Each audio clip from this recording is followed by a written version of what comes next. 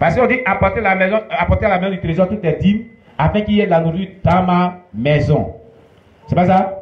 Amen. Dans ma maison. Oui, il faut actionner le micro. Selon moi, la maison du trésor, c'est Dieu. Où réside Dieu? Mais Dieu réside partout, hein, dans le cœur de tout le monde. Oui. Le frère Jacques veut reparler. Il veut dire encore ce qu'il avait dit. Il veut dire encore précision. Bon, la maison du trésor. Le trésor, c'est un peu, bon, selon moi, c'est la maison de son serviteur, le sacrificateur. Oui, c'est la maison du sacrificateur. Vous comprenez qu'il a dit afin qu'il y ait de la nourriture dans ma maison. Le sacrificateur, eh bien, est le représentant de Dieu sur terre. Est le messager de Dieu sur terre. Comme les dîmes et les offrandes qu'on apporte dans l'église, c'est comme si c'est dans sa maison. Alléluia. On dit afin, c'est un but. Pourquoi les dîmes là, c'est pour un but? Pour qu'il y ait la nourriture dans la maison de son serviteur. Rappelez-vous que la maison du trésor, c'est Dieu lui-même, sa maison. La dîme, c'est la part des revenus. On a donné dans l'origine, hein, dans le Nombres, chapitre 18, on a dit que l'Éternel dit que c'est moi qui suis votre part. Il a dit aux Lévites, vous n'aurez pas de part dans le découpage du pays des Canaan là. C'est moi l'Éternel qui suis votre part. Vous aurez pour part toutes les dîmes que vous prélèverez aux enfants d'Israël. C'est moi qui suis votre part. On a déjà vu ça dans les vidéos précédentes. Bien aimé, la maison du trésor, c'est la maison de l'homme de Dieu. C'est le lieu de culte. Amen. Pour qu'il y ait la nourriture dans sa maison. La maison de l'homme de Dieu, c'est la maison de Dieu aussi. Amen. Le but des dîmes, c'est pour qu'il y ait la nourriture dans la maison de l'homme de Dieu. Dans la maison de Dieu. Il ne faudrait pas que la nourriture manque. On dit afin qu'il apporter toutes les dîmes dans la maison de trésor, afin qu'il y ait la nourriture dans ma.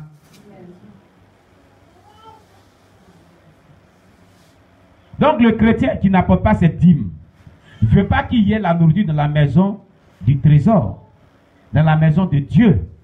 Il veut que l'homme de Dieu ou les serviteurs de Dieu soient dans la faim.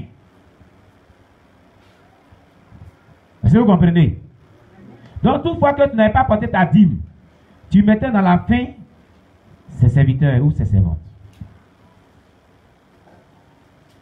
Vous voyez? Ses serviteurs ou ses servantes. Gardez la page. Allons dans Nombre chapitre 18. Vous allez savoir pourquoi Dieu dit cela. Nombre chapitre 18. Dans l'Ancien Testament, Nombre, le livre des Nombres, chapitre 18. À partir du verset 20 jusqu'au verset 24.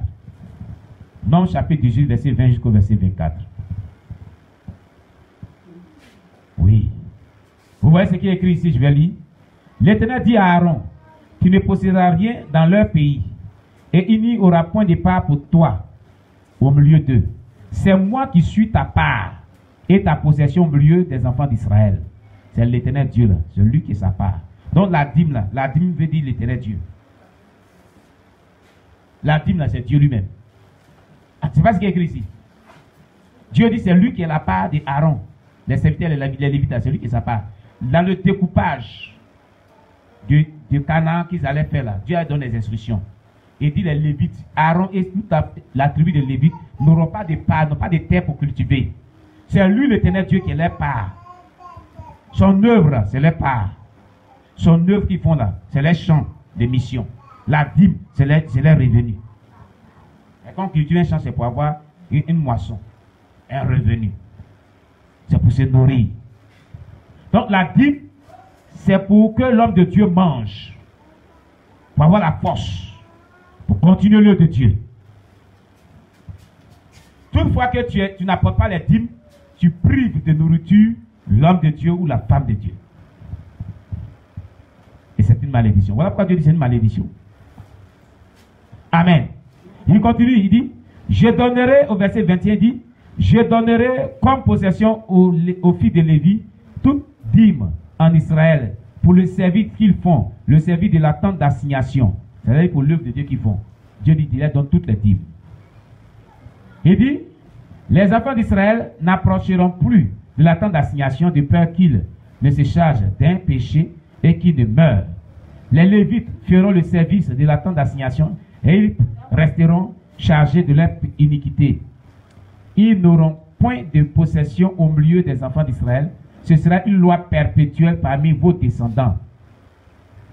Je donne, regardez, il a dit, ce sera une loi perpétuelle parmi vos descendants.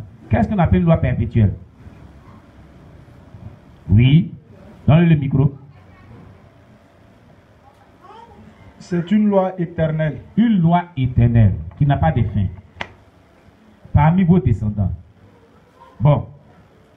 Toutefois que l'œuvre de Dieu sera fait, les dîmes seront toujours payées, c'est ce que ça veut dire. Les dîmes seront toujours données jusqu'à ce que le monde finisse. Les dîmes devront toujours être données. Regardez très bien. On dit que ça sera une loi perpétuelle parmi vos descendants. Nous sommes descendants de qui? D'Abraham. Nous tous. Parce que la Bible déclare que Abraham regarde les étoiles. Tes descendants rempliront toute la terre comme les étoiles. Nous sommes descendants d'Abraham. Donc partout, dans toute assemblée chrétienne où la dîme, où la dîme n'est pas payée, où on prêche qu'on ne doit pas payer la dîme, c'est une profanation de cette loi à perpétuité. Donc ceux qui disent qu'on ne doit pas payer la dîme, ne les écoutez pas. Ils vont contre ce principe biblique qui dit que c'est une loi perpétuelle, une loi pour l'éternité, une loi qui ne doit pas s'arrêter. Ils disent que la dîme c'était à l'époque. On ne doit plus payer la dîme.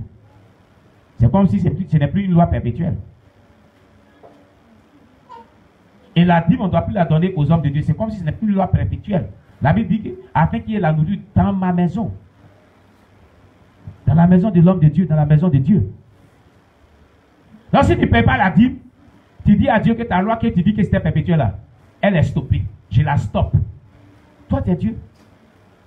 Toi, tu es Dieu. Les gens vont rendre compte à Dieu. Hein.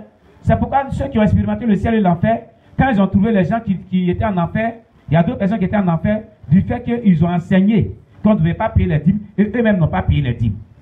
Quand tu ne payes pas la dîme, ça envoie en enfer. Cela envoie en enfer. Écoutez-moi très bien.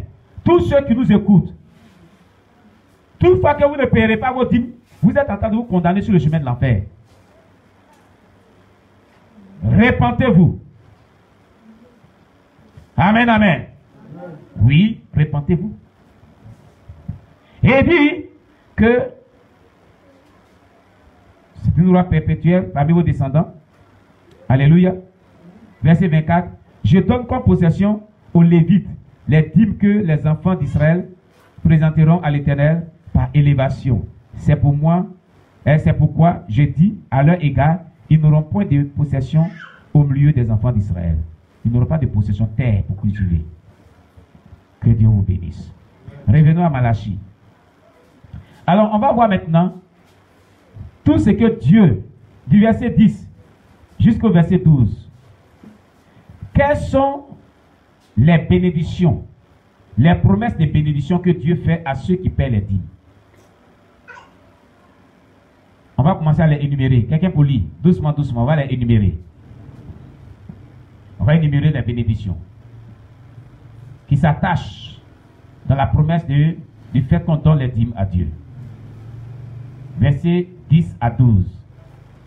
Quelqu'un pour lire? Oui, le frère Jonathan, donne le micro, il va lire et on va énumérer les bénédictions.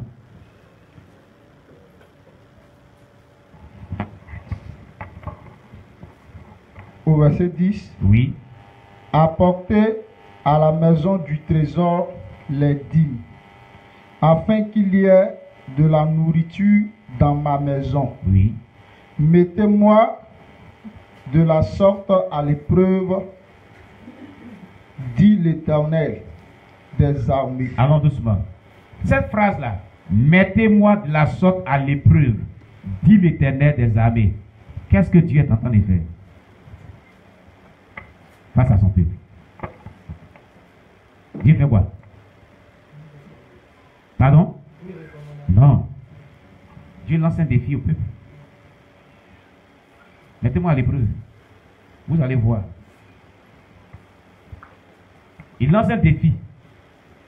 Si tu me mets à l'épreuve de la sorte en payant ta dîme, là, voilà ce qui va venir. Il lance un défi.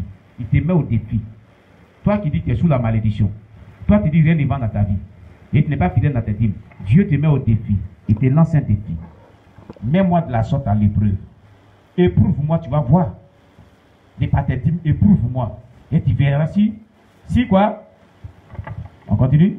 Et vous verrez si je n'ouvre pas pour vous les écluses des cieux. Très bien. Ce qui veut dire quoi? Celui qui ne paie pas les dîmes, les écluses des cieux sont fermées sur lui. Qu'est-ce qu'on appelle les écluses des cieux? Que veut dire les écluses des cieux? Les portes des bénédictions des ciels, où quittent les bénédictions, quand on fait les dîmes, elles sont fermées sur toi. C'est ce que ça veut dire. Quand tu ne payes pas les dîmes. Maintenant, quand tu vas, qu'est-ce qui va déverrouiller ces portes-là? C'est lorsque tu vas te lever et commencer à payer tes dîmes, Dieu va ouvrir les portes là sur ta vie. Amen. Amen. Amen. Amen. Continue. Si je ne répands pas sur vous la bénédiction en abondance. Vous voyez? Il dit, si quand tu vas voir s'il n'est pas ouvrir les écoutes des cieux, puis il n'est pas répandre la bénédiction sur toi en abondance.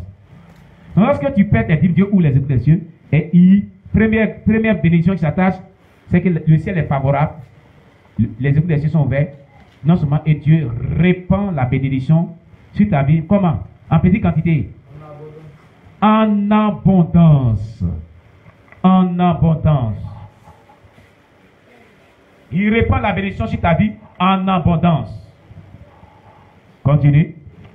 Pour vous, je menacerai celui qui dévore.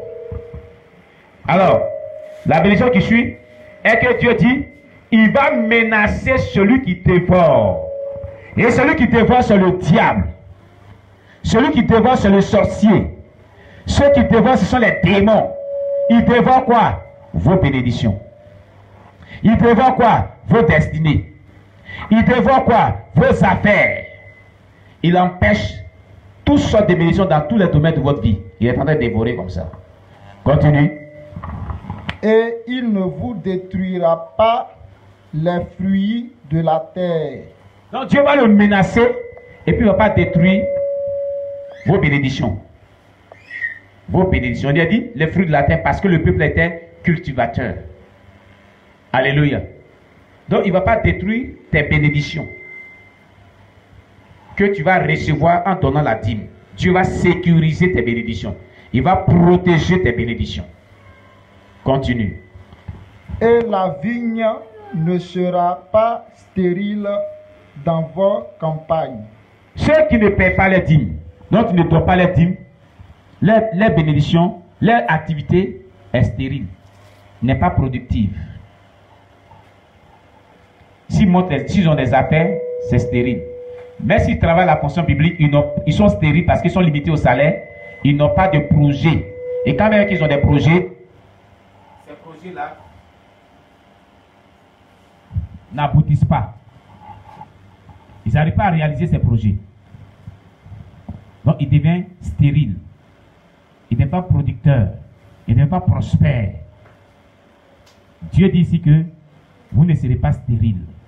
Vos bénédictions ne seront pas stériles. Vos activités ne seront pas stériles. Vos projets ne seront pas stériles. Amen. Continue. Dit l'Éternel des armées. Au verset 12.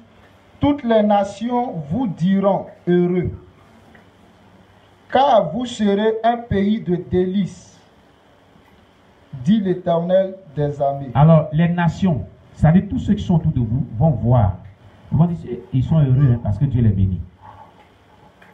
Parce que Dieu les bénit. Dieu les rend prospères. Alléluia. Amen. Voilà ce qui va arriver à celui qui paie la dîme. Voilà les bénédictions qui s'attachent à sa vie. Bien-aimés, dimanche prochain, la suite viendra dans le culte de dimanche prochain. On verra la suite. Alléluia. Nous allons nous arrêter là. Alors, dans ce texte de Malachie, qu'est-ce que tu as compris? Malachie 3, verset 7 à 12, qu'on vient de voir. On vient de méditer ensemble. Qu'est-ce que tu as compris? Sur quoi Dieu a attiré ton attention? Oui, le frère. Frère Jonathan. Bon, selon ma compréhension, Oui. Dieu a tiré mon attention sur la dîme. Amen. Amen. Et qu'est-ce qu'il a dit de la dîme? En attirant ton attention sur la dîme. Il a dit quoi? Dieu m'a dit ici, en payant mes dîmes, Oui. je serai délivré des malédictions. Tu seras délivré des malédictions. Écoutez, ce que dit ce frère-là est tellement intéressant. En payant sa dîme, il sera délivré des malédictions. Il sera délivré des malédictions. C'est tellement clair. Donc ça veut dire que si tu ne paies pas ta dîme, tu es maudit. Ce n'est pas une malédiction qui vient d'un démon, hein, ni d'un sorcier, mais c'est une malédiction qui vient de l'Éternel lui-même, Dieu. C'est ça qui est dangereux. Amen. Et le frère Jonathan dit que Dieu l'a fait comprendre ce matin que lorsqu'il payera ses dîmes, il sera délivré des malédictions. Ça, c'est tellement essentiel. Oui, qui d'autre a compris quelque chose? Oui, le frère Jacques. Le frère Jacques va dire ce qu'il a compris, lui aussi. Oui. Il a compris 2 points. Oui, 2 points. Quand tu ne paies pas ta dîme, quand tu ne paies pas ta dîme, tu es frappé par une malédiction. Tu es frappé par une malédiction. Bah, tout ce que tu fais ne peut pas prospérer. Tout ce que tu fais ne peut pas prospérer. Voilà, au moment quand j'étais à Danalé, il y a un homme de Dieu qui m'a enseigné, tu me disais qu'on ne doit pas payer la dîme. Ah! Il était à Danalé et puis un homme de Dieu l'enseignait qu'on ne devait pas payer la dîme. On ne doit pas payer la dîme. Pourquoi? On ne doit pas faire offrande. On ne doit pas faire offrande. Pourquoi il disait ça? C'était ancien temps. Ah, pour lui, c'était ancien temps. Ancien temps que ça n'existe plus. Ça n'existe plus. Dieu ne parle plus de ça. Dieu ne parle plus de ça. Puis, dans ça, il ne paye pas ma dîme. Il ne payait pas des dîmes. Puis, je suis venu à Gagnon. Il est venu à Gagnon. Voilà. Puis, il a vu le verset. Papa a enseigné sur ça, sur ce verset. Il a vu que quand tu ne payes pas ta dîme, tu es frappé par une malédiction. Oui. Le deuxième point qui me peut toucher, Dieu nous lance défi. Il lance un défi. Il dit, essaie, si essaie seulement. Essaie seulement de payer ta dîme. Si tu paies ta dîme, moi, je vais te bénir en abondance. Moi, je vais te bénir en abondance. Donc, le côté, ça m'a vraiment touché. Oui. Si je paye ma dîme, le Ténèbre des armées va me bénir. Il m'a promis la bénédiction en abondance. Pas en petite quantité, mais en abondance. Puis il va menacer le dévoreur. Il va menacer celui qui dévore mes biens. Donc, c'est les 2 points qui m'ont Il ne touchera pas mes biens. On acclame le Seigneur Jésus pour sa compréhension. Amen. Qui d'autre?